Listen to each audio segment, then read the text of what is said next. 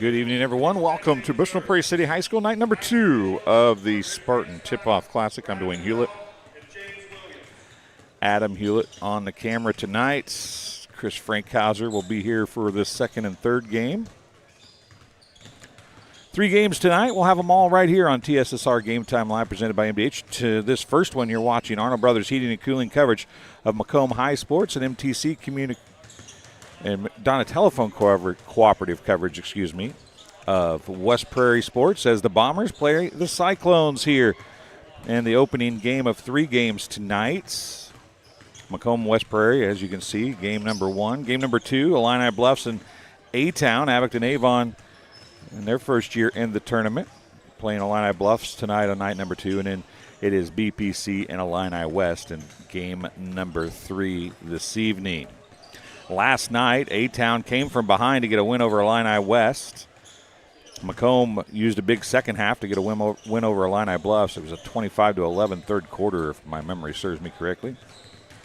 And West Prairie used a big second half to beat BPC as well. So these two teams come into tonight 1-0.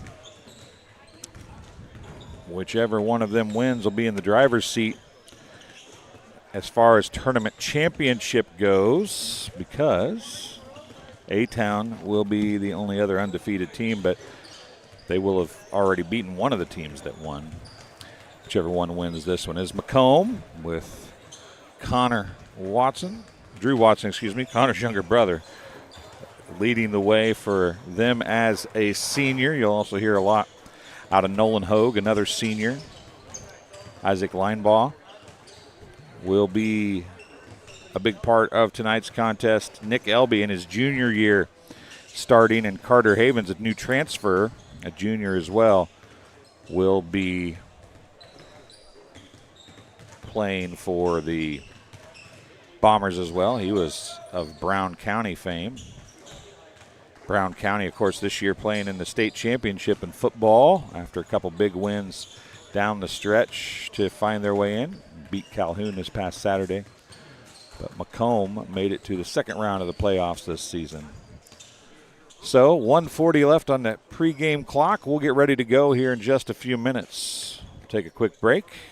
You're watching now. Actually, we'll let you watch the starting lineups and skip the break so you folks can hear that while we're waiting on the starting lineups. I'll tell you this game being brought to you tonight by McDonough District Hospital. McDonough District Hospital's athletic trainers and MDH Rehabilitation Center with locations in Bushnell and Macomb, as well as Monmouth, provide expert help to area student athletes in the prevention, care, and rehabilitation of all athletic injuries. Learn more at MDH.org. McDonough District Hospital, more than hospital care, a hospital caring.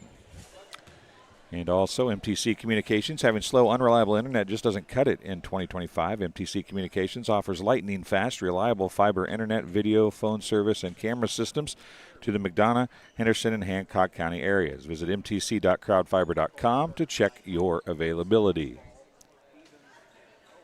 Trio of officials we have not seen this weekend here, or this week, I should say here. We're not at a weekend yet. It's only Tuesday. Most of the school is out for Thanksgiving break. Hop in that live chat. Tell us where you're watching from, who you're cheering for, and let us know what you're doing for Thanksgiving. Are you, well, as long as it's family friendly, of course. Let us know where, if you're traveling, where you're going to travel. Is the snow and the weather concerns for the weekend concerning you at all?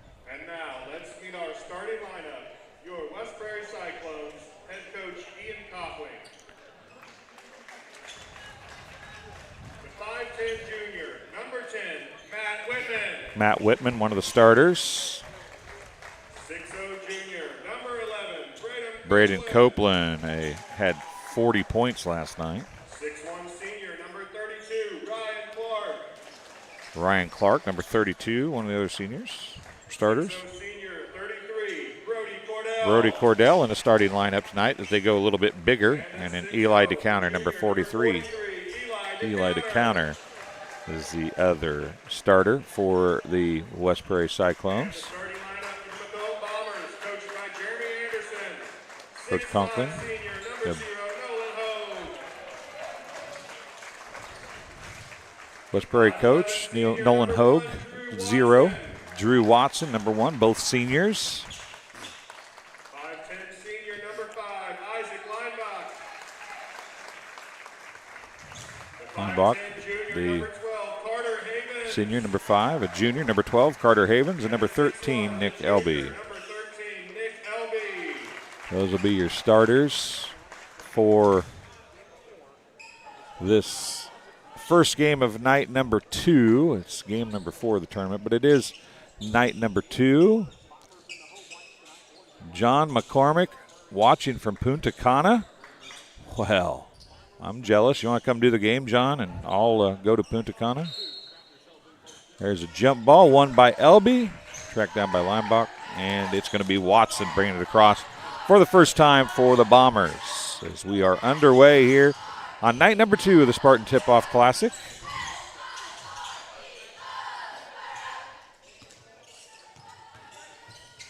Watson looks at the 3, doesn't take it. Down low, Elby, cross court, it goes to Hogue. Hogue hard off the glass, no good. The rebound to Cordell, and that's exactly the reason why Cordell is in there.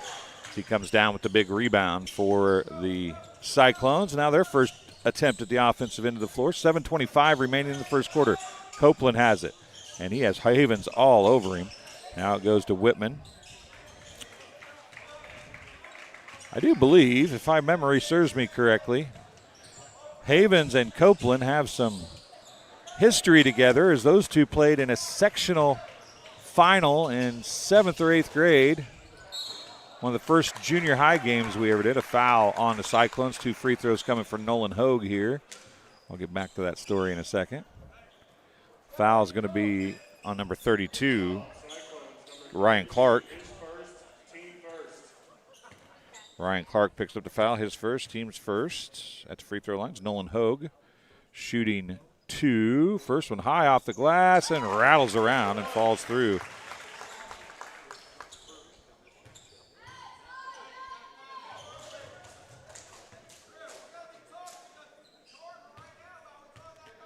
.701 remaining here in the first quarter. Second free throw, can't get that one to fall.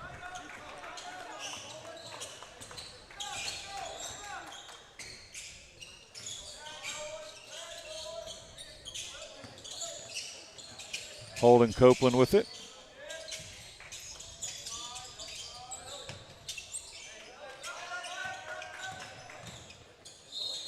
Already a sub as Eli DeCounter is not out there.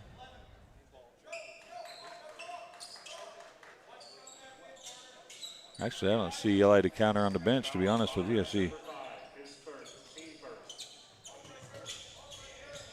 Sam DeCounter walking to the locker room.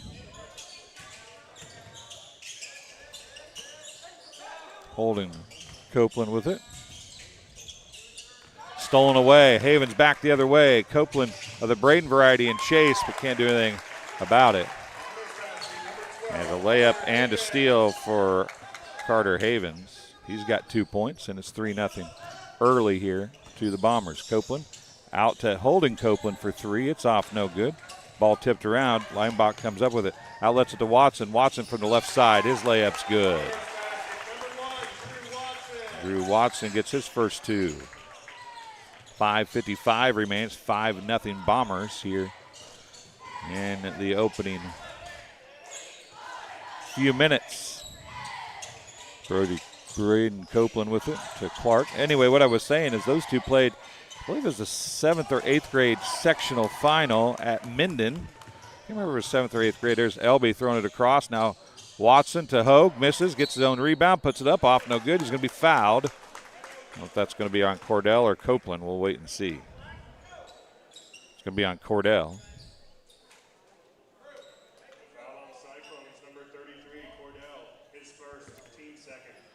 Brody Cordell's first, team second of the quarter. Hogue makes the first one. He's 2 for 3 thus far. Anyway, the Cyclones got the better of the, and he makes them both, of the Hornets that night. Cooper Hobson checks in, timeout on the floor. Charged to the Cyclones. It's a full timeout. As Coach Conklin wants a little conversation about his team falling behind 7-0 early. We'll take a quick break as well. You're watching TSSR Game Time Live presented by MDH. My philosophy in pediatrics is definitely prevention, early intervention, and advocacy. Being an advocate for my patients is one of the main reasons why I got into pediatrics in the first place. I like working close with families and being able to empower moms, especially first-time moms, or empower any caregiver. MDH Peds gives that family-centered care. My name is Leilani Segura, and I am a pediatrician at McDonough Districts Hospital. And welcome back here. 5:30 remaining in quarter number one, and it's been all Macomb thus far as they lead 7-0 here at BPC High School. It's the Spartan Tip-Off Classic. There's Eli to counter back on the bench now. Working on a leg a little bit there. Copeland has it. He's going to go back the other way. Dumps it over to Cordell. Cordell with a left-handed layup is good. And the Cyclones are on the board. Brody Cordell gets his first two. Three on the way by Watson. A Sports Corner three for Connor Watson, or Drew Watson. Gosh dang, I'm going to do that all night, I'm afraid. Drew Watson getting the three. 10-2 the score. Bombers have their largest lead of 8. Whitman to Cordell. Down to below 5 minutes now, 4:55 remaining. Copeland's going to drive, kicks it out to Cordell and to Whitman. Havens is all over Copeland everywhere he goes. Ball denial. Now a pass intended for Whitman is stolen away by Hobson. Havens goes to Watson. He wants another three. That one's off, no good. Clark with the rebound for the Cyclones. Goes back the other way with 4:30 remaining. Copeland's going to get called for the travel. Probably got fouled after the travel, but that's checking in is going to be number 24, Kellen Martin for the Bombers. Eli to counter back in. Brody Cordell takes a seat for the Cyclones. 4:25 clock running here in quarter number one. Martin, Watson. Hogue with it outside in the left corner. Martin trying to get in the flow of the game here as he just came off the bench. Hobson, another non-starter, touching the ball. Now skips it across to Havens. Halfway through the first quarter now. Havens, not a great pass. It's going to go off of Martin, out of bounds, as Holden Copeland caused some distress over there on the far side. Now they're going to pressure three-quarter court here. Man pressure, just kind of harassing Whitman was Watson as he brought it up the floor. Clark now going to hand it off to Whitman. Whitman's going to try and drive, and he traveled with it. He hesitated. So he wanted to give it to Holden Copeland and realized he couldn't, and that hesitation caused the travel.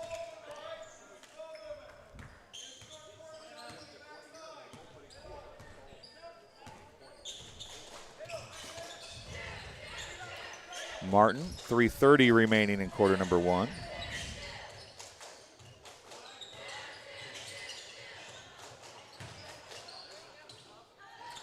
Shot by Martin off, no good. Rebounded to counter.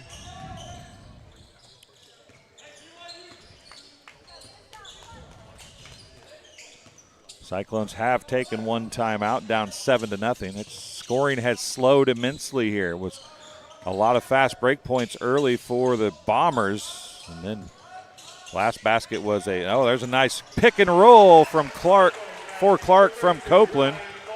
Ryan Clark gets the bucket, his first two of the night. .245 remaining. Nice getting lost in the offensive motion was Carter Havens. He's got 4 points now. It's 12-4. Back to an 8-point advantage. Clark going to try and drive on Hogue. Going to call a foul. Not sure if it's going to be on Hogue or Martin. It is going to be on Martin. That'll be the first on the Bombers. Oh, second, I guess. I must have missed another one. Hayden Katz checking in for the Bombers. Copeland airballs a long two. Watson was there to pick it up. Down in the corner to Martin.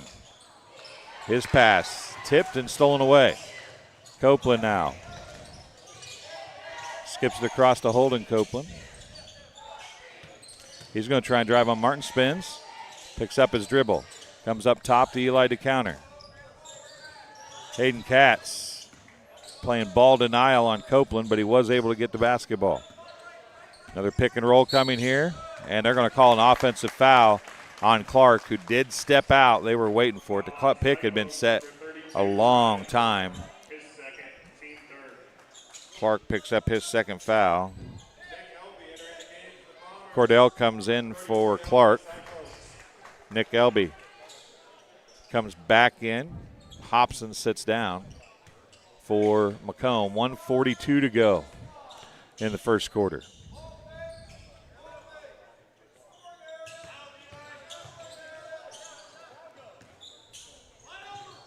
Elby with it, left corner. Heads up official. Weinbach looking for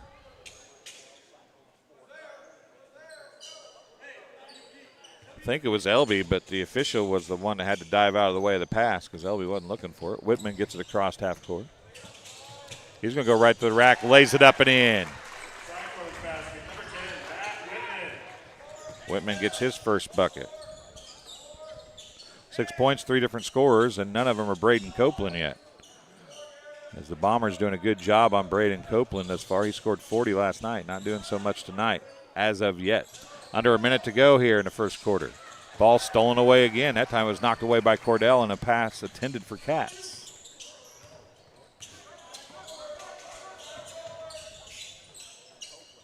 The counter three just left of the top of the key, off no good, and it's going to go, nope, stay in. Watson grabs it, and back the other way they go with 35 seconds remaining. Three on the way, pull up. Sports corner three for Watson. Watson has 8 in the quarter. The Bombers lead by 9, now their largest lead of the game. Copeland counted in a foul. Braden Copeland gets his first bucket and a chance at an old-fashioned three-point play. Fouls on Drew Watson. Oh, on 0. Sorry. Nolan Hogues first. Free throw's good for Copeland. Just like that, he becomes the team's leading scorer, and they are down by 6. Line ball.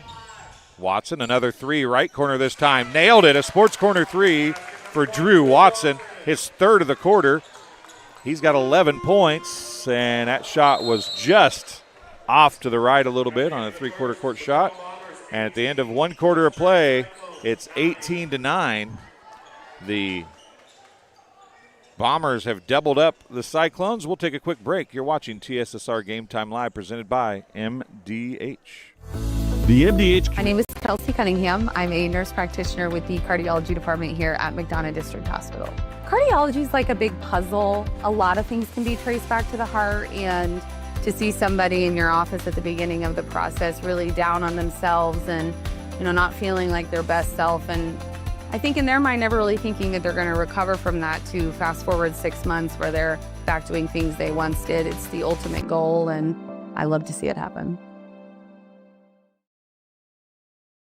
And welcome back to Bushnell-Prairie City High School as you are watching Arnold Brothers Heating and Cooling coverage of Macomb High Sports and McDonough Telephone Cooperative coverage of West Prairie Sports on TSSR Game Time Live, bringing you coverage of the Spartan Tip-Off Classic here in Bushnell. It's 18-9 as we head to quarter number 2 for this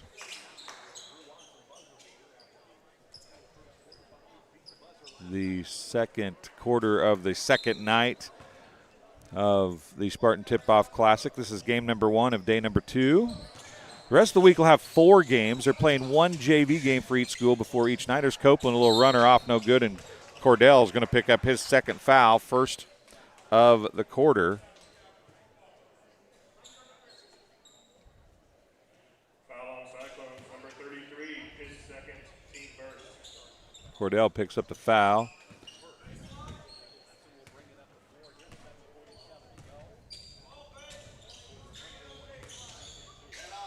Hogue left all alone in the zone, and then he's going to unfortunately pick up a foul as he dove for the ball and got Copeland's legs. It'll be Bombers number 0, Nolan Hogue, his second. Cyclones basketball. Hogue picks up his second foul. It's the team's first of the second quarter. 7:40 remaining in the first half. It is 18-9. Now as Watson picks up the pressure, they look to trap. It's tipped. It's stolen away. Drake May, who's in the game, got it. Now it's going to be Linebaugh. He misses the shot after a little contact with Ryan Clark. Whitman gets the rebound. Back the other way it goes. And now Carter Havens is going to pick up a foul. Foul on Bombers, That's number Carter 12, Havens. his first. Second of the quarter for the Bombers. And now an lackadaisical pass is stolen away by Havens. His shot's up off, no good. Copeland of the Braden variety going to pick up the foul, his first, team's second of the quarter. At the free throw line, shooting 2 free throws, going to be Carter Havens. 7:15 to go. Bushnell fans would recognize his parents. First one's off, no good. Once again, hop in that live chat. Tell us where you're watching from, who you're cheering for.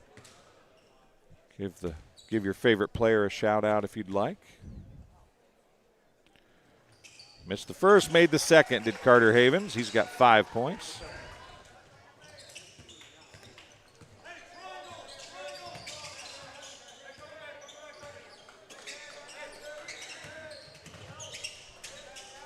Clark with it, spins. No contact, no foul call. Shot was a little short. It's 19-9, 10-point lead. And that's going to be taken away by Holden Copeland. And now Linebaugh going to pick up a foul. Linebaugh going to get his first foul. Foul on Bombers number 5, Linebaugh, his second. Well, it's his second, excuse me. Team's third of the quarter. Alan Martin entering the game for the Bombers.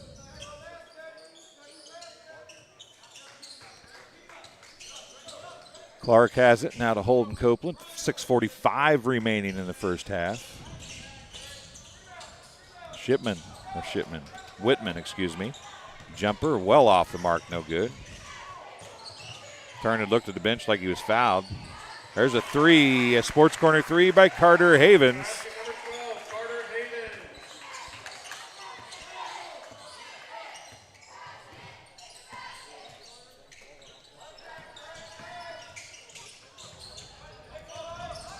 Oh, nice look.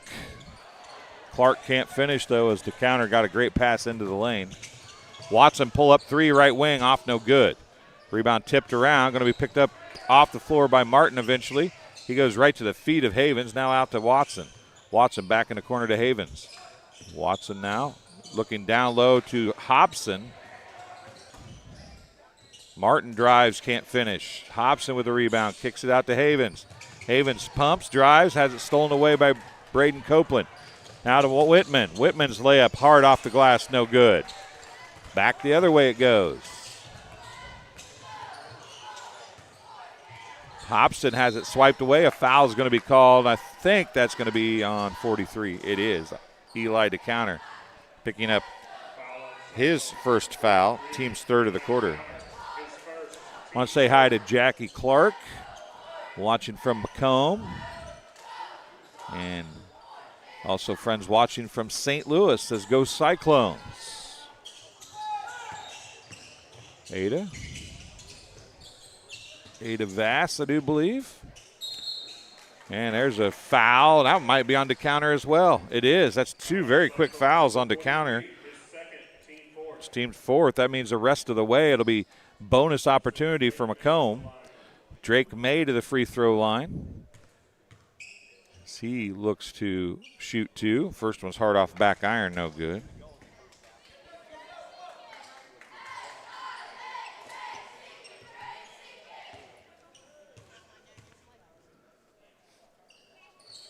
The second one is good.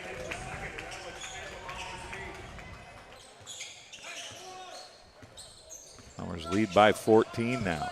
And they are in the bonus.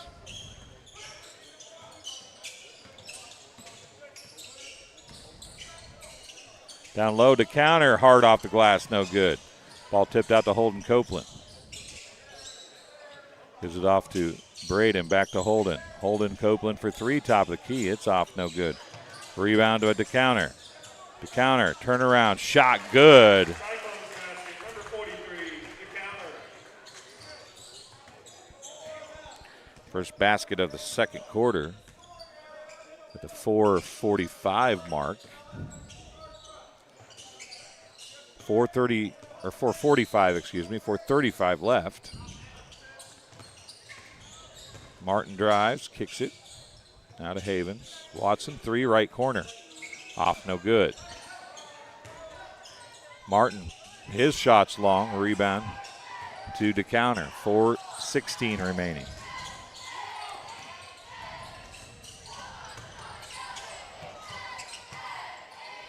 Stolen in, or saved in by Copeland. Then a throwaway by May, picked up by DeCounter. DeCounter out to Whitman, now to Braden Copeland. Good ball movement for the Cyclones. Copeland has 5.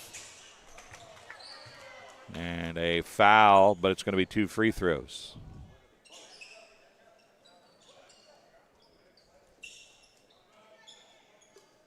Foul on Cyclones, number 10, Whitman, his first. Matt Whitman going to pick up his first foul, team's 5th.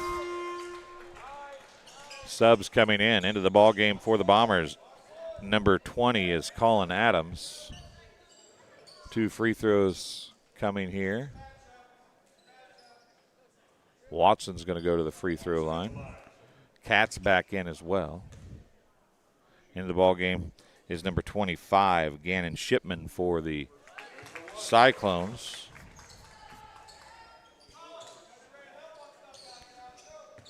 Watson hits the first.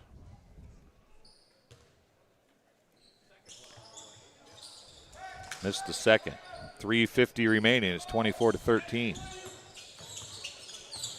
Kelly Sears watching from the Sears Racing Shop. Thanks for tuning in, Kelly. Great to have you along.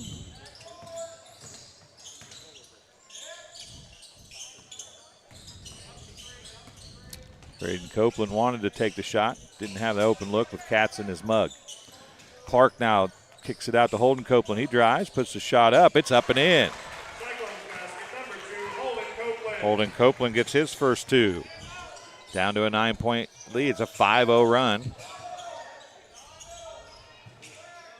And a 3 on the way. Off, no good. Adams had it ripped away by his own teammate. 3 in the corner by Martin, off, no good. Ball picked up by Watson. Watson pump fakes the pass, misses the shot, and then tries to put it right back up. He's going to be shooting 2 free throws, whether they say it was on a shot or not. It might be on DeCounter as well. It is. Foul called on Cyclones, number 32, Nope. Ryan Clark, his third. Ryan Clark is who they give it to. That is 3 on him. Watson with a couple free throws with exactly 180 seconds left. 3 minutes remaining. The first one's off, no good for Watson. Bombers, number 22 and number 12 enter the game. as well as Hobson checks in. And Elby checks in.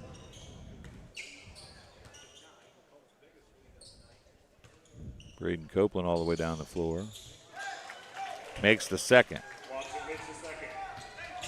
He's 2 for 4 from the free throw line. Gets the lead back up to 10. Braden Copeland, as he's got Katz on him. And Katz is going to be called for the foul. Katz got the Foul on Bombers, number 10, Hayden Katz, his first, team 4. 4 team fouls now on the Bombers. Katz picks up his first. Now the Cyclones will be in the bonus the rest of the way. And over and back.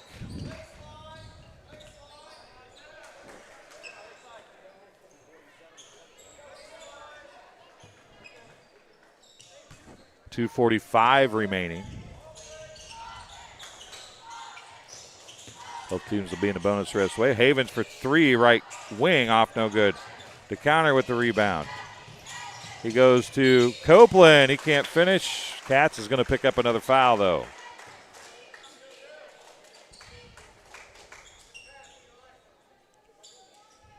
It is on Katz, his second. Team's fifth. Copeland shooting two. Missed the first.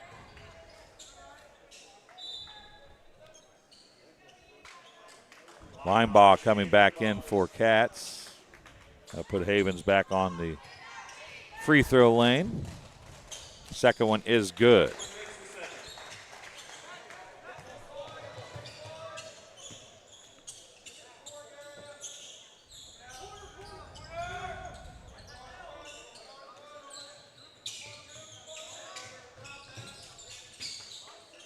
Linebaugh going to get fouled by Whitman.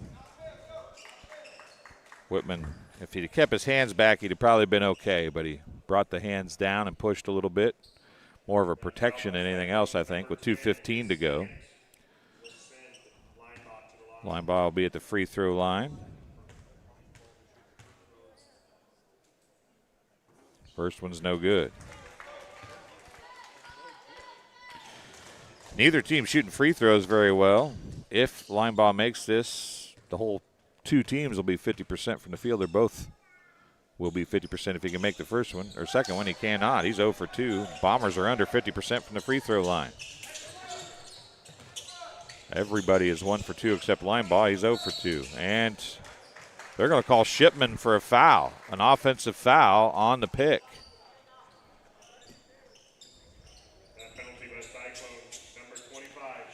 The first one on Clark that they called, I saw that one. I could get it. This one was a little more sensitive, but a call nonetheless. 2 minutes remaining here in the first half. Watson taking some time, catch the breath a little bit. 1-2-2 zone. Out to Watson. 3, right wing. Well off the mark. Hobson from Linebaugh can't get it to finish. Outlet down the floor to Shipman. Shipman gets the bucket. Nice baseball pass. Shipman gets the bucket. 1:30 remaining. It's down to a 7-point game. Watson tracks one down. It goes to Havens, now to Linebaugh. As the defensive intensity is picked up. Hobson, a little shoulder rub there. No call, though. And now it's going to be Copeland to Whitman. Whitman shot hard off the glass, no good. Got to use the left hand from the left side, buddy, and it was a right-handed layup from the left side, and that is a hard thing to do, especially when you're pushed underneath the basket like he was. 1 minute remaining. Down low, Hobson again, and he'll get the bucket to fall. Hobson gets his first two.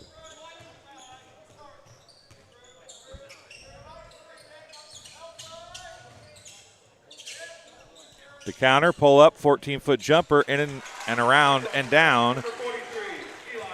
The counter's got 4 1/4, and it's back to a 7-point game. 30 seconds remaining here in the first half. Linebaugh gets it across half court. They're going to hold for one shot of the Bombers. They are stretching the defense out a little bit, but Braden Copeland is not going to force the issue. They're going to let them hold for one shot here. 15 seconds remaining. 10, they start their play.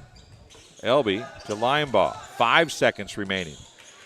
Watson, 3, well deep. Banks it hard off the glass, no good. And that's going to be the end of the first half of play. Bombers led by as much as 14, but they lead by just 7 here in the Coach Humes is watching us. Says go Bombers. So we're at the half. The Bombers lead 27-20. We'll take a break. You're watching TSSR Game Time Live, presented by MDH.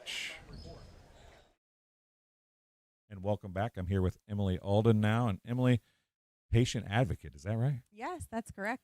That sounds like a title that encompasses a whole lot.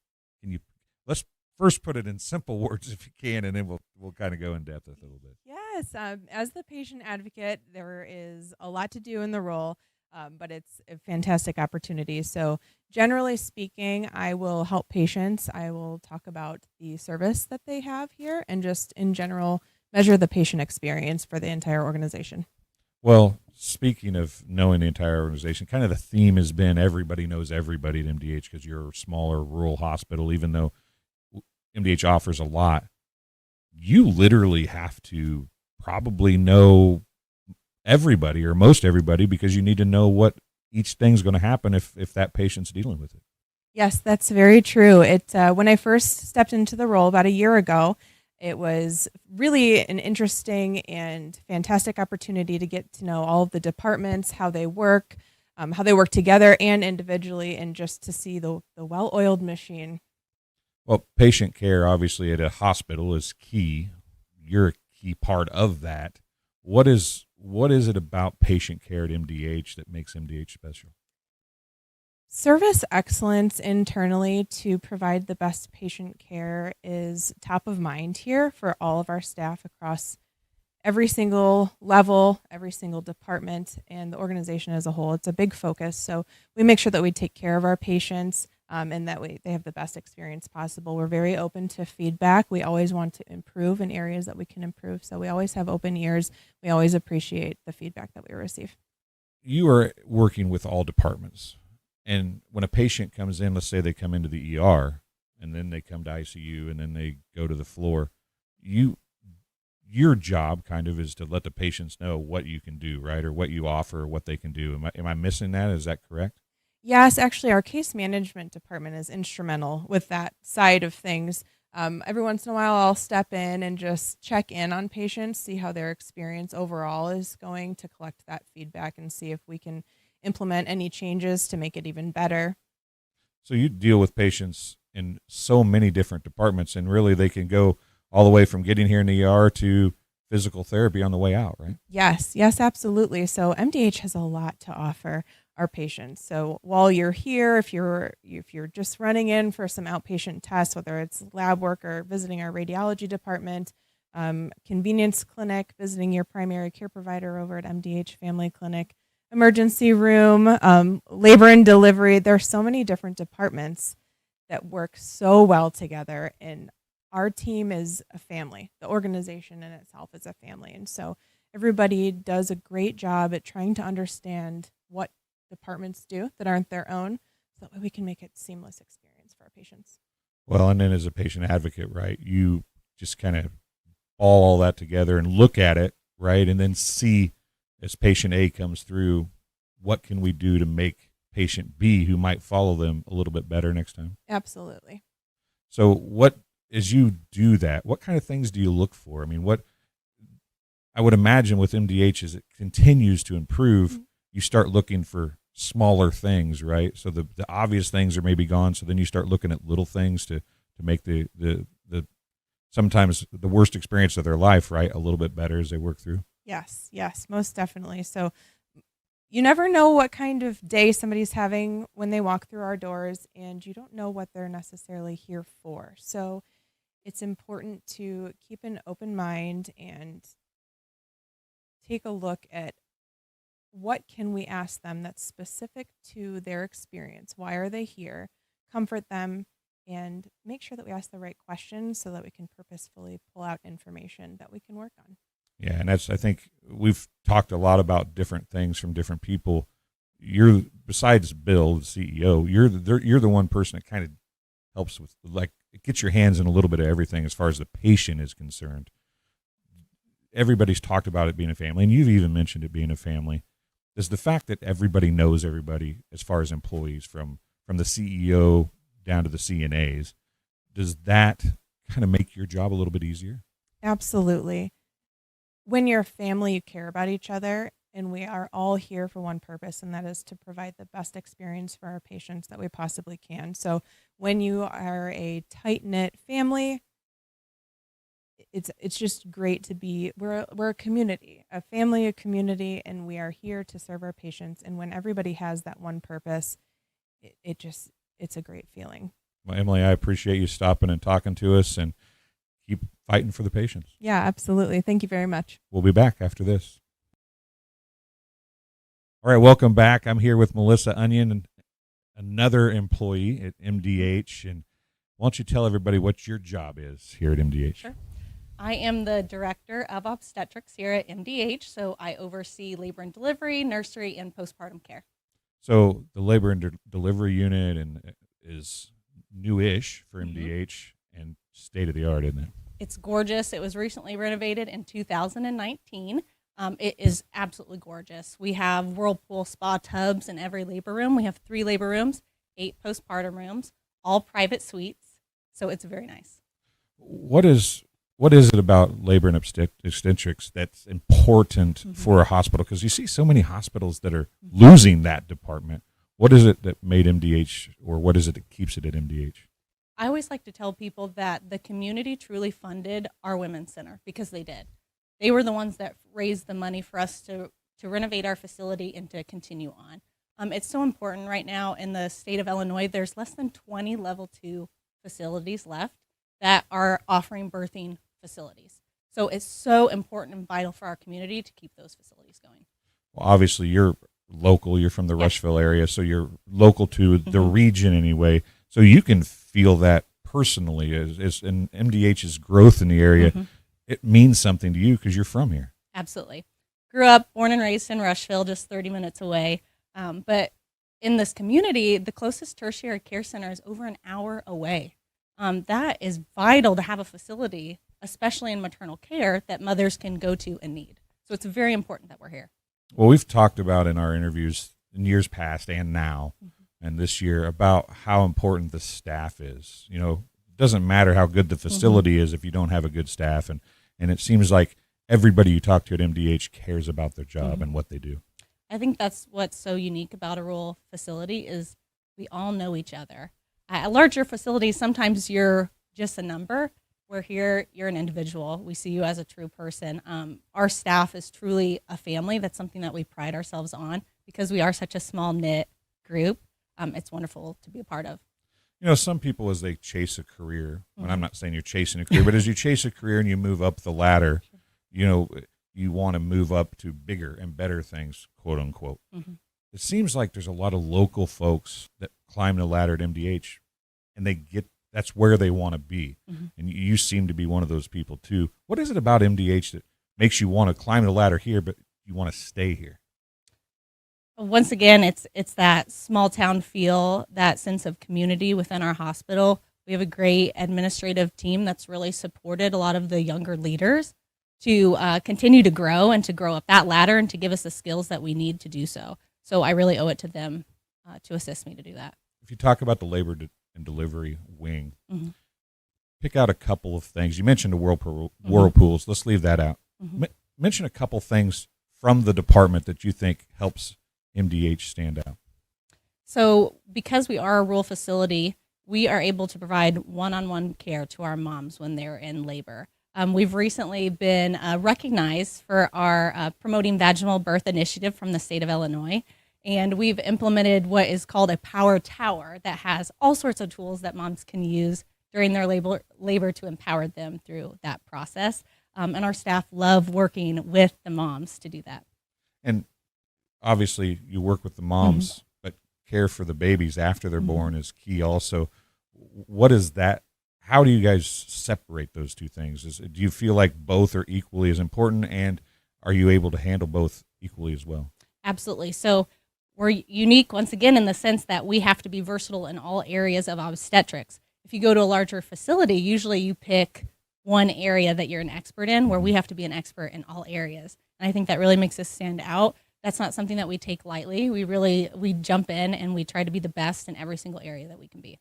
Well, Melissa, I thank you for coming and talking to us here, and it's a beautiful wing, and do everything you can to keep it as beautiful as it is, because I know that the mothers appreciate it. So absolutely. Well, thank you. We'll be right back after this. And welcome back here third quarter action getting ready to come your way from Bushnell-Prairie City High School. You're watching Armour Brothers Heating and Cooling coverage of Macomb High Sports and McDonough Telephone cooperative coverage of West Prairie Sports. From the Spartan Tip-Off Classic at Bushnell-Prairie City High School here on TSSR Game Time Live, presented by MDH. Bomber basketball to open the second half. Watson with it. Haven's going to try and drive baseline. Dumps it to Hogue. Hogue off, no good. Cordell with the rebound. Braden Copeland pushes it up the near side. Pull up three for Copeland, left short. Cordell with the rebound. He goes right back to the rack. Left it a little short, but it rolls over the front of the rim. Cordell has 4 points after that bucket. Looking to leading scorers for the game. 13 points with 3 threes in the first quarter with Drew Watson. He's also 2 of 4 from the free throw line. Havens misses a shot down low. Clark with a rebound. He'll get it to Brady Copeland. It's a 5-point game as we approach the 7-minute mark, just past the 7-minute mark. Now Copeland hesitates, then dumps it down to Cordell. Cordell can't make the shot. Hogue with the rebound. A fast break opportunity for Watson. He puts the shot up and gets it to fall. Drew Watson gets his first points. 6 points to lead the way for Braden Copeland for West Prairie. 3 points in each quarter. Watson had 11 in the first quarter. Just 2 for 4 from the free throw line in quarter number 2. The counter. He's got 6 now. And there's a pass across. It's going to be thrown away. Out of bounds to the Cyclones. They trail by 5. A chance to cut it to a 1 point or 1 possession game here. Linebaugh tips it away from Whitman out of bounds.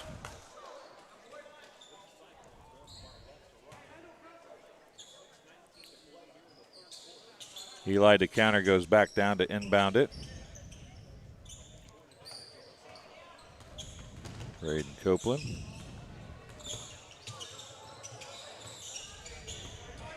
Havens guarding him with 6:10 remaining. Other scorers in the first half. 8 points for Carter Havens for the Bombers. 3 for Nolan Hogue. 2 for Cooper Hobson. 1 for Drake May. 1 of 2 from the free throw line. And a steal. Now it's going to be Havens in transition from Watson. The layup is good. Carter Havens up to double figures now with 10.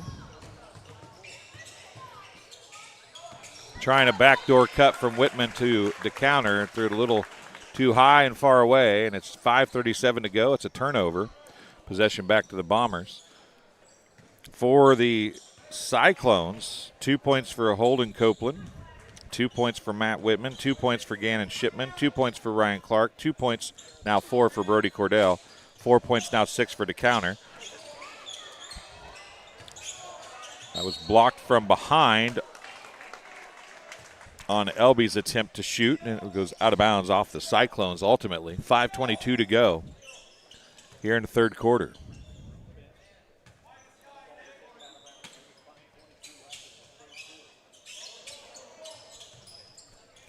Hogue with it on the inbound all the way out top. Havens sets the offense for the Bombers. Clock continues to run here. Third quarter action from the Spartan Tip-Off Classic.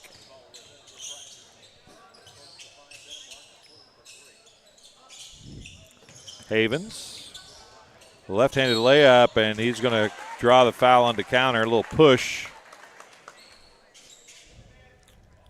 Called it a little late, but I think it's a good foul call. His third, team's first. First foul of the quarter, actually, at the 5:01 mark. Carter Havens going to be shooting a couple free throws here. Hits the first. Missed the front end of his last 2, hits the front end of this one. See if he can get his average up to 75%. Cooper Hobson getting ready to check in. Nick Elby checking out for the Bombers. 5:01 remaining here in quarter number 3.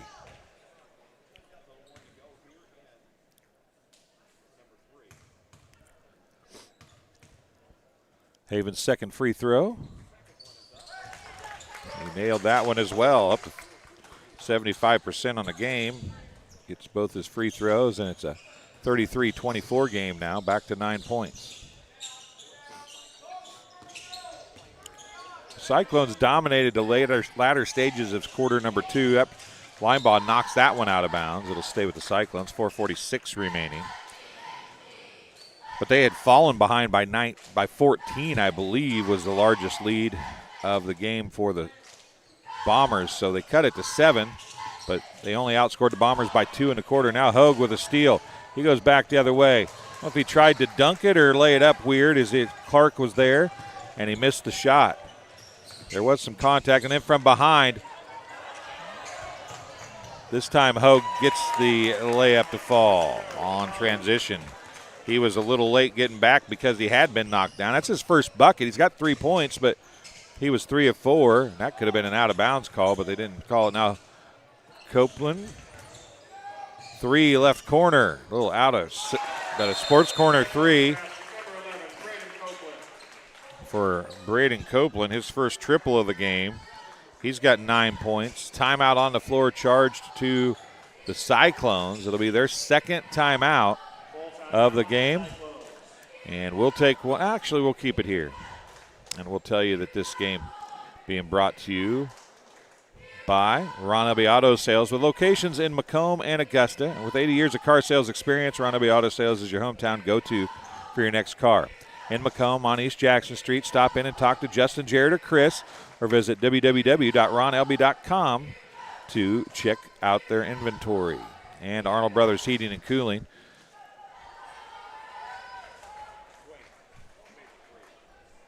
Copeland.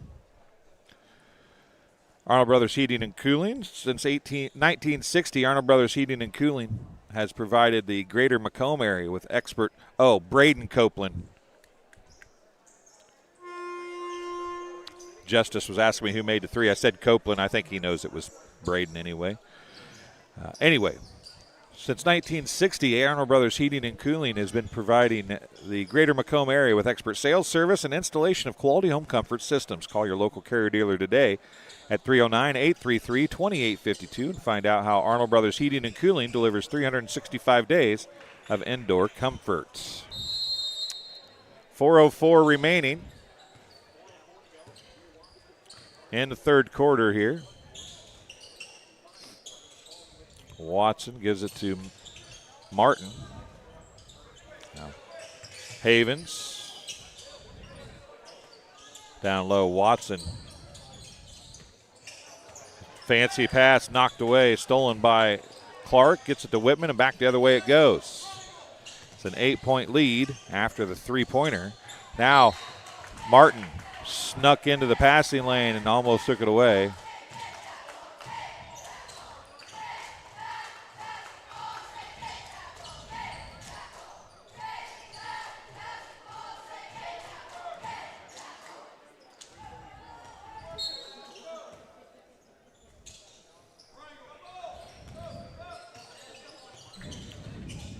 Copeland, Clark, 3 just past the top of the key, or just off the right of the top of the key.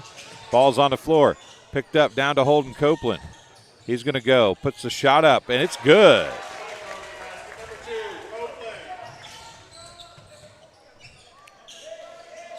Braden Copeland knocks it away, but gallows into the hands of Martin. The Cyclones picking up the intensity. Ball tipped away by Watson out of bounds. It'll stay with the Cyclones. 3:03 remaining.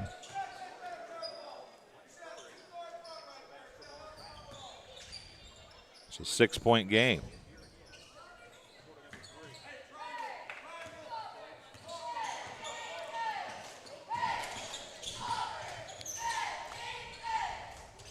Whitman.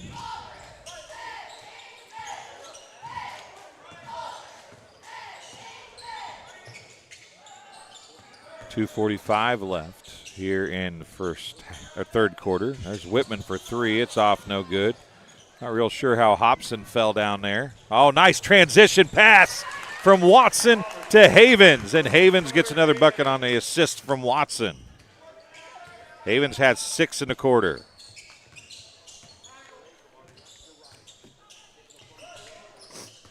2:19 remaining. Tried to get it to Cordell, I believe that is, or is that the counter? It is Cordell.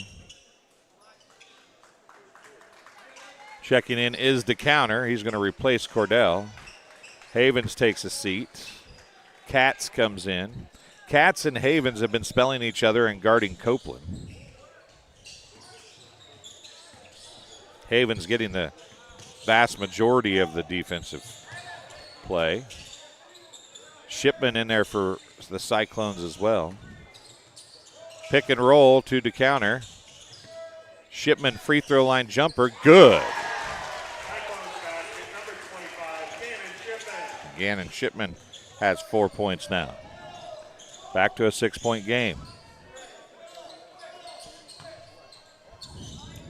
Cats with it, top of the key, 1:40 remaining in the third quarter.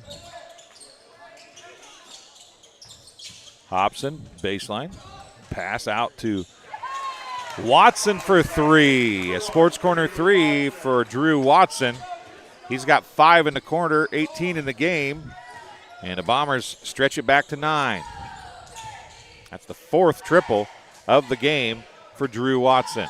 First one since the first quarter, though. Holden Copeland lost the ball. He's knocked down. Got it back to Shipman. Gives it back to Copeland now. As we approach the 1 minute mark. 1 minute remaining, and it's all right into the hands of Shipman, and it won't fall. Somehow, I don't know how that ball got there. Now down the court again. Martin puts the shot up. Counted in a foul. Whitman is going to get the foul. That'll be his 3rd.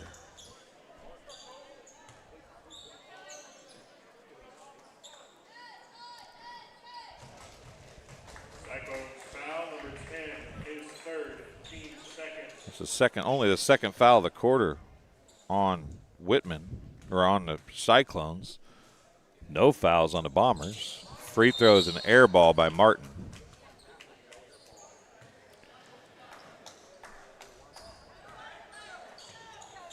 Six players have scored for the Bombers. 7 for the Cyclones. It's back to a 9-point game.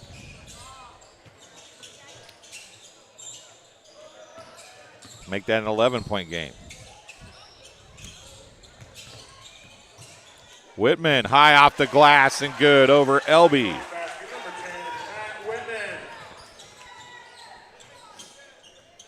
24 seconds left.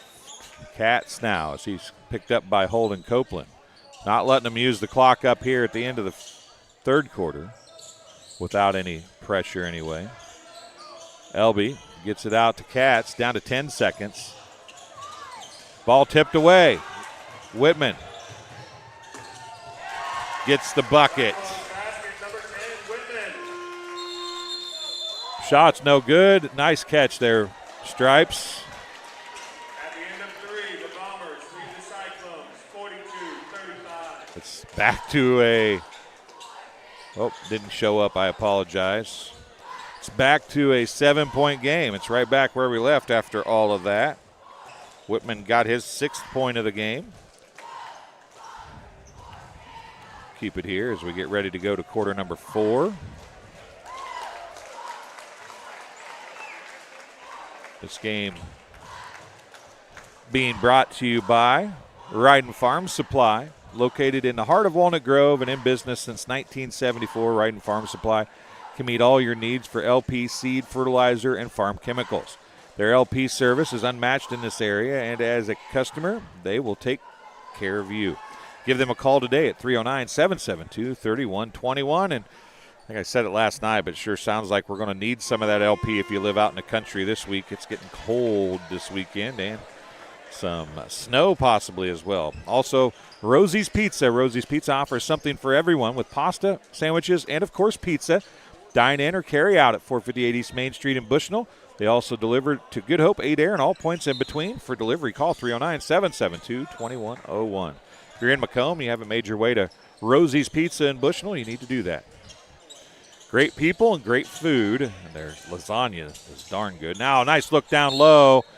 Elby is fouled by Shipman. Shipman's going to pick up his 2nd foul. That'll be the first of the quarter for the Cyclones.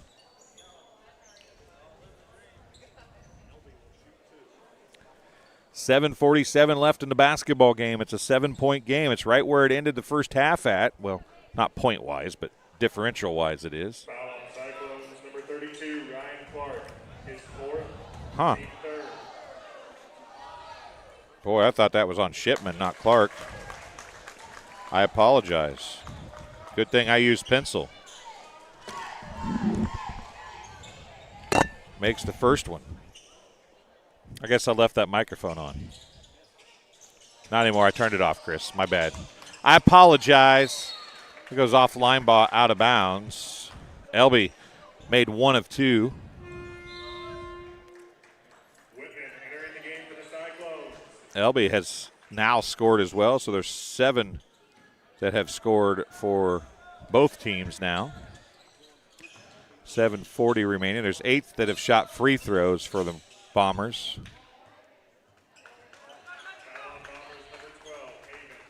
Oh, Carter Havens picks up a foul. I didn't even hear a whistle. It's his second, team's first of the quarter.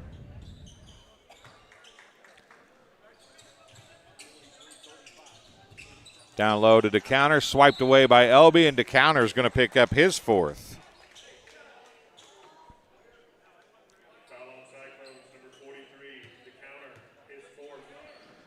Foul trouble starting to sneak in for the Cyclones. 7:30 remaining here in the basketball game. 2 of their post players are starting to, well, normal starting to, have got fouls now. 4 of them. Line ball down low to Hogue. Hogue shot up off, no good. Rebound to Braden Copeland. He'll push it back the other way. Copeland spins, goes, well, tried to go over to the corner to Holden Copeland, but trailing the play and knock it away was Nolan Hogue. Cordell checks in. He replaces DeCounter. So Clark and DeCounter both on the bench with 4 fouls with 7:10 to go. It's an 8-point game.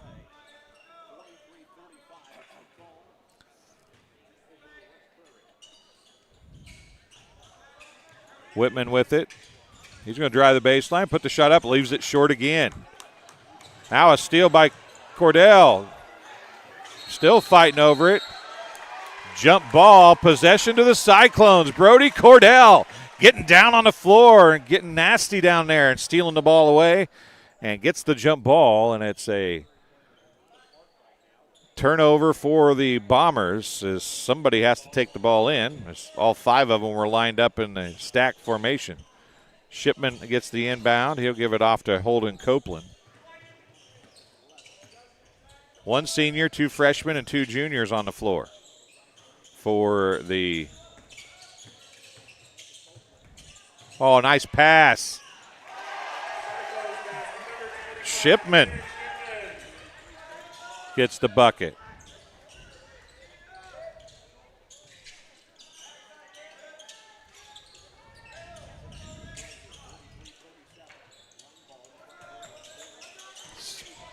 Six-point game. Hogue can't finish the shot. Elby with the rebound. He's been in there a long time. They're going to let him get out, though. Skip across to Havens. Up top line ball, down low to Elby. Cross to Hogue. Hogue finishes that time. Hogue gets his first 2 of the 4th quarter.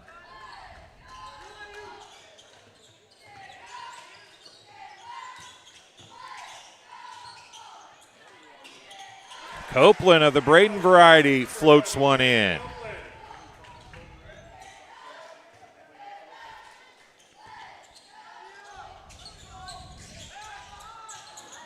Elby, I think that was a pass. Hit off the front of the iron, but now into Elby again. Little elbow out, clears Shipman out of the way and gets the bucket to fall. Nick Elby gets his first bucket. Now it's knocked out of bounds by Havens. It'll stay with the Cyclones. Back to an 8-point game. Hobson checks in. Elby sits down for the Bombers.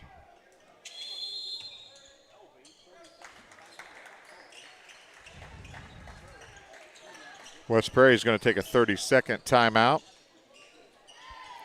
They'll be down to 2 timeouts.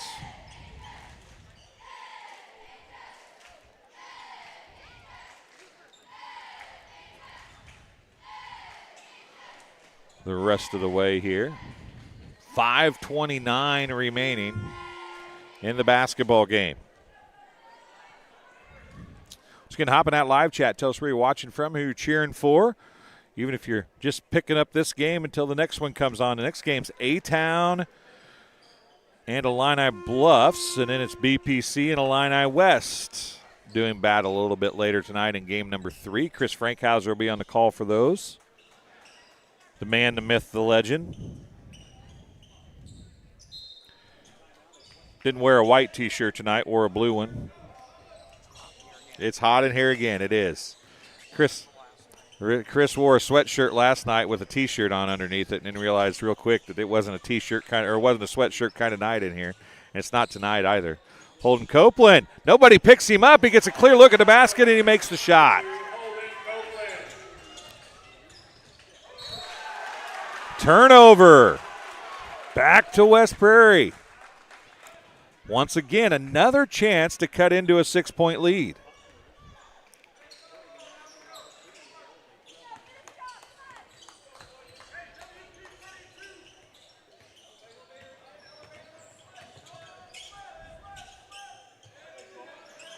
Copeland gives it off to Braden Copeland.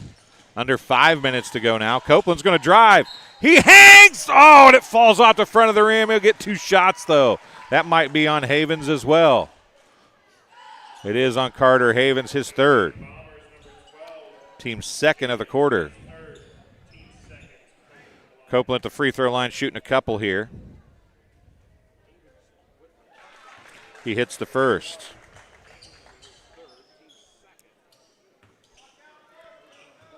Down to 5 points is the lead. Down to 4 points is the lead as Copeland hits them both. A 4-point game, and at the start of this one, it looked like it was going to be all Bombers, but the Cyclones came to life in the midway point of the second quarter, and they have never went away since. And Watson for 3. Off, no good. Ball tipped around. Clark comes down with it. He gets it out to Copeland. A chance to cut it to a true one-possession game. 4:22 remaining. And a steal. Hogue has it swiped away by Copeland. Hogue steals it away from Copeland. Copeland hustles down and swipes it away from Hogue, but it's out of bounds. It'll stay with the Bombers. Good hustle by both those guys as Copeland didn't give up on the play. Carter Havens with it. Down in the corner to Hobson. Hobson gives it to Watson. 4:05 remaining. Linebaugh. Yeah, Braden Copeland was all over him, and that's going to be a foul on Braden Copeland. That'll be his 2nd, team's 2nd, unofficially. Oh, team's 3rd, excuse me. Under 4 minutes, halfway through the 4th quarter.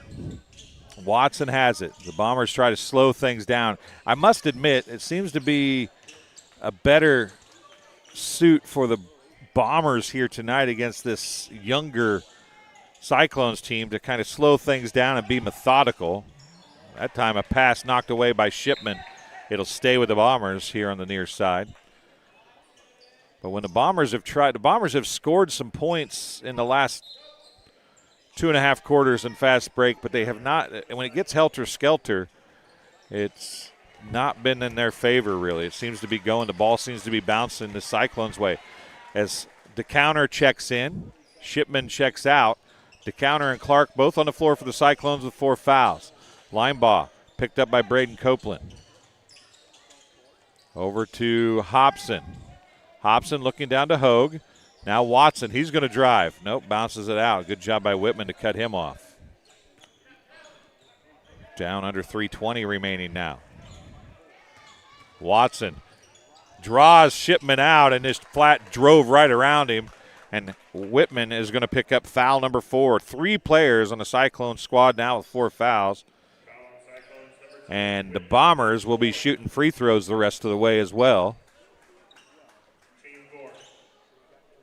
Watson at the free throw line. Watson has been quiet here in quarter number 4, has not scored yet. Bombers, in fact, haven't scored a lot. He missed the first one.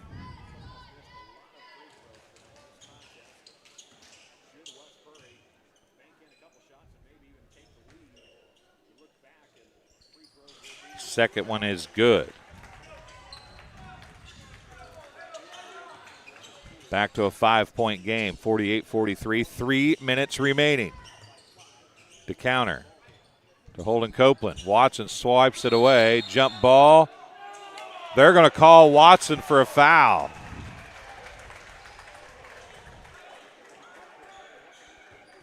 That's the first on Drew Watson, but it's the third on the Bombers.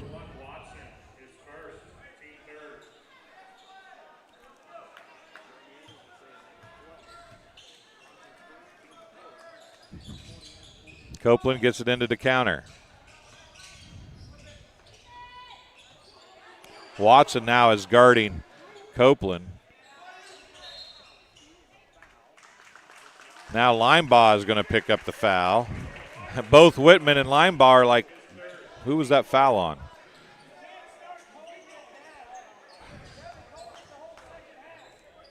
Linebaugh picks up his third, team's fourth.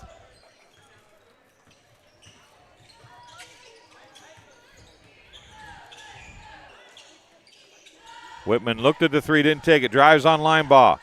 Goes to Clark. He can't finish. Watson knocked it away from the counter. 2:25 remaining. Still a 5-point game. Bombers have the basketball. And Copeland of the Holden variety going to pick up the foul to be his first. 5 team fouls. That means that Watson will be shooting 2 free throws.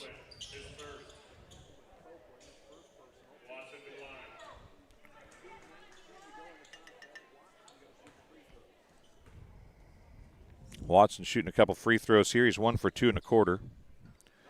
Make him 2 for 3.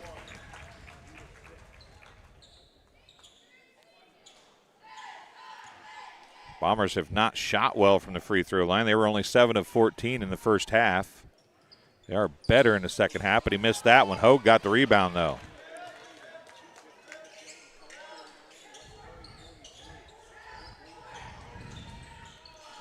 They've shot 9, made 5 in the second half, so they are barely over 500. Hobson gets the bucket to fall. Big bucket for the Bombers and Cooper Hobson.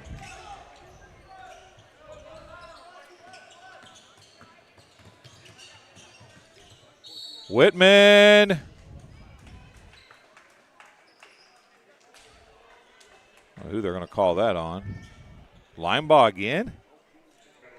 Huh. That's his fourth, team's fifth, so now they have 5. Whitman's going to be shooting a couple free throws for the Cyclones, and the Cyclones need every one of them. First one rattled in and out. Elby in, Hobson out.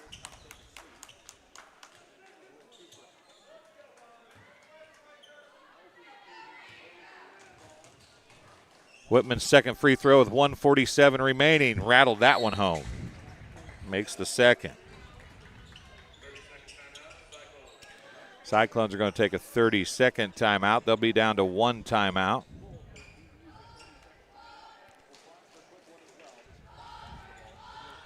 This game being brought to you by Sports Corner at 124, Macomb's original local sports bar. Sports Corner at 124 with a focus on local sports. Catch WIU games and all the area TSSR Game Time live broadcasts at Sports Corner at 124, all while enjoying your favorite cold drink. Some of the best food in West Central Illinois. Stop in and say hi at 124 North Randolph Street in Macomb. And M&B Furniture, Bushnell's only furniture store, is M&B Furniture. They're a mainstay in the community and offers free delivery within 40 miles for everything you need to furnish your new home or replenish an old one. Stop and see the fine folks at 41 West Main Street or find them on Facebook, Instagram, or on the web at www.mbfurnitureinc.com. You can also call 309-772-2111. Watson flying down the court, leaves the layup short. Exactly what the Cyclones needed.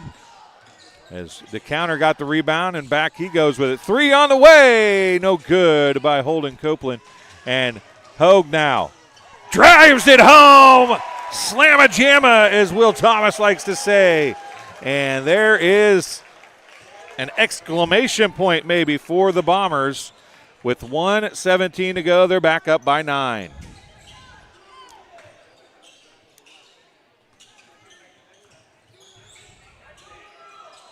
The counter, Whitman. Bombers down by, Cyclones down by 9. Can't take a lot of time here, but they are taking a ton of time. Down to Clark. Clark shot up and in. Ryan Clark gets just his 4th point. Watson, smarter this time, says, I'm not going to shoot this time. And he looks at the officials like, how is that not a foul?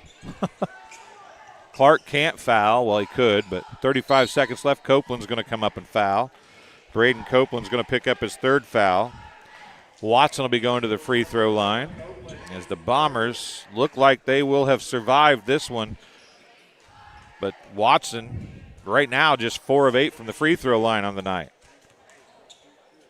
He's got 20 points. First one rattles around and falls in. Hit the front, the back, the front, and then fell in of the rim. With 35.8 seconds left, it's back to an 8-point game. Missed that one. And it's going to go off of the counter, out of bounds. It'll stay with the Bombers. Hobson back in, Elby out for Macomb.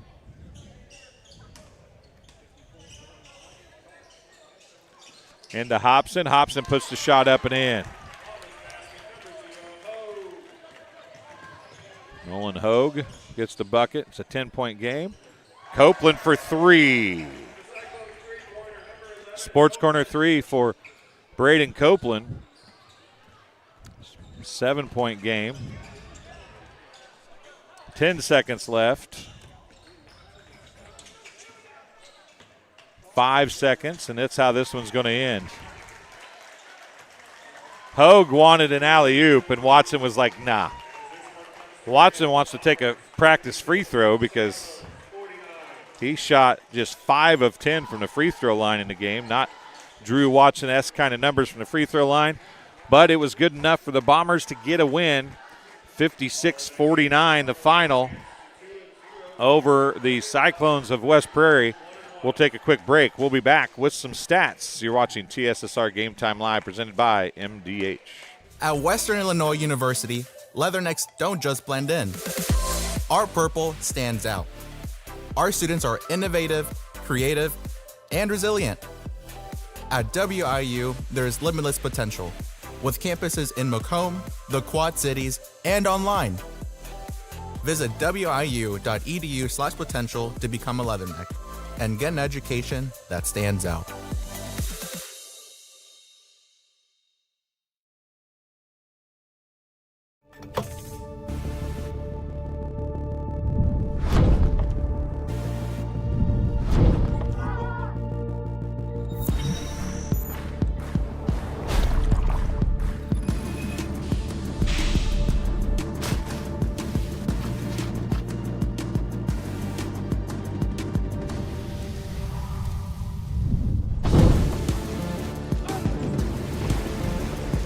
It's hard to stop a train.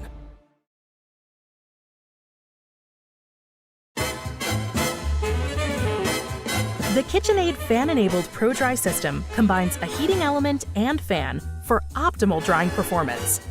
It circulates hot air around dishes to give them a thorough dry.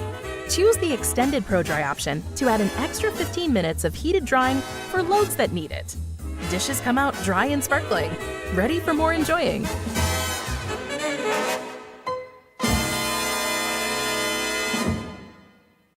My name is Kelsey Cunningham. I'm a nurse practitioner with the cardiology department here at McDonough District Hospital. Cardiology is like a big puzzle. A lot of things can be traced back to the heart, and to see somebody in your office at the beginning of the process really down on themselves and, not feeling like their best self and I think in their mind, never really thinking that they're going to recover from that, to fast forward 6 months where they're back doing things they once did. It's the ultimate goal, and I love to see it happen. And welcome back real quick. Some stats, unofficial of course, for the Bombers. Leading scorer in a game-high 21 for Drew Watson. He was only 5 of 10 from the charity stripe, though. 11 points, or actually 14 points for Carter Havens. He was 3 of 4 from the free throw line. Nolan Hogue had 11 points. He was 3 of 4 from the free throw line. Isaac Linebaugh did not score, was 0 of 2 from the free throw line. Nick Elby had 3 points. He was 1 of 2 from the free throw line. Drake May had 1 point. He was 1 of 2 from the free throw line. Kellen Martin had 2 points. He was 0 of 1 for the free throw line. The Bombers, just one made free throw over 50%. They were 13 of 25, so actually just a half of a free throw over 50%, 13 of 25 in the contest. You'll see when we get down to the Cyclones where that difference was. They won 56-49. That's a 7-point advantage. They made 8 more free throws than the Cyclones. For the Cyclones, a team high 16 for Braden Copeland. He was 4 of 5 from the charity stripe. Matt Whitman had 7 points. He was 1 of 2 from the free throw line. And that was all the free throws that the Cyclones shot. They were 5 of 7 from the charity stripe. So shot much better, just didn't get enough of them. 6 points for Holden Copeland. 6 points for Gannon Shipman. 4 points for Ryan Clark. And 6 points for Eli DeCounter. And 4 points for Brody Cordell. So that's how everything shakes out. 56-49 win for the Bombers. We'll take a break. We'll be back in just a bit. It'll be the A-Town Tornadoes and the Illini Bluffs Tigers next on TSSR Game Time Live, presented by MDH. You've been watching Arnold Brothers Heating and Cooling coverage of Macomb High Sports, McDonough Telephone Cooperative coverage of West Prairie Cyclone Sports right here on TSSR. We'll see you in a bit.